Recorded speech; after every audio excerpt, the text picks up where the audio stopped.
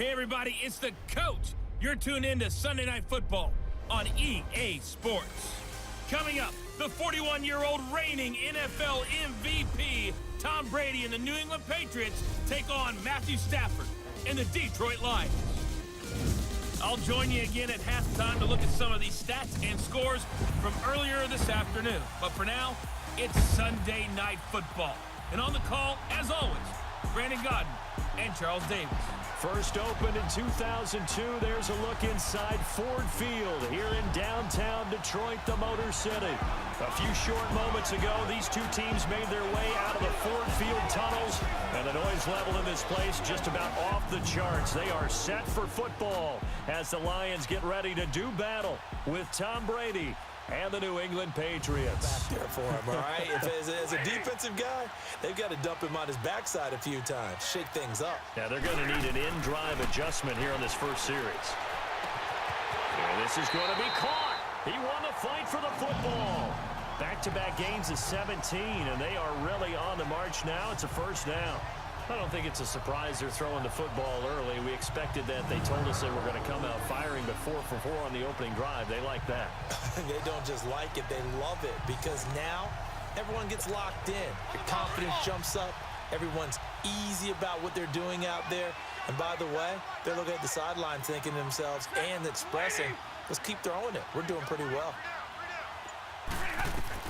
Throwing again is Stafford. And that is caught. Touchdown, Detroit. As his guys are in for 6. And the Lions take it right down and score on the opening drive. 6 yards on the pickup, and it'll be 4th down. I do have to admit, I like it when it all comes together.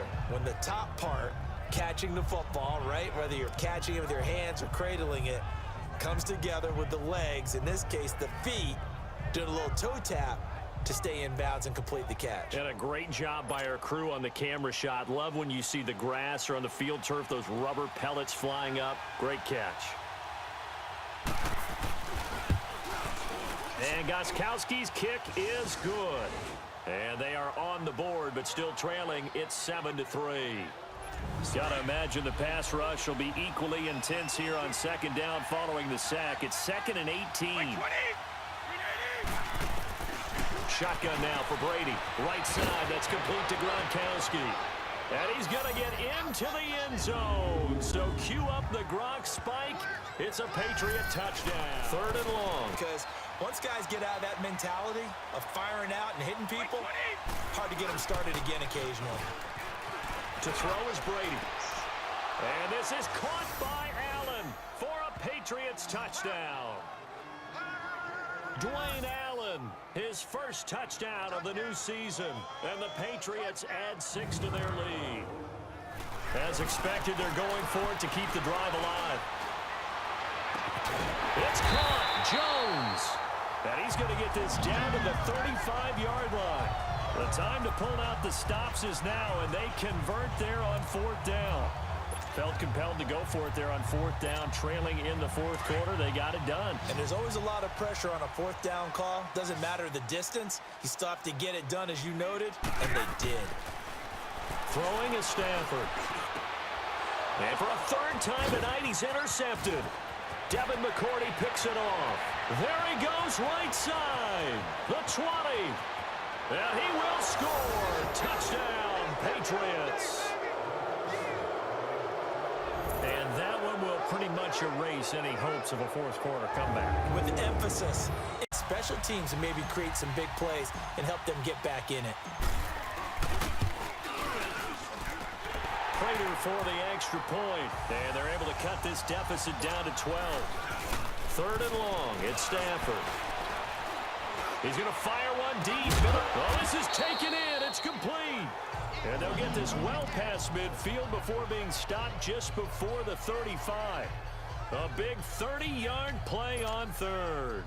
Well, even after all those interceptions, he's not deterred, still confident to go deep at work there. I think all the old rules about playing that position still apply. If things go wrong, you still act like you're the best player out on the field. You still carry that supreme arrogance with you and continue to fire the ball. I I've seen guys have games like this, and this is where you find out if you're great or not. Can you overcome some interceptions and still lead your team to victory? Defensively here, you've got the cushion, but back-to-back pretty big pass plays there.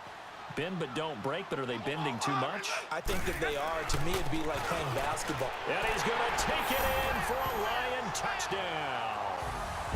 A great effort there. His second touchdown of the night. And the Lions are able to cut into this lead.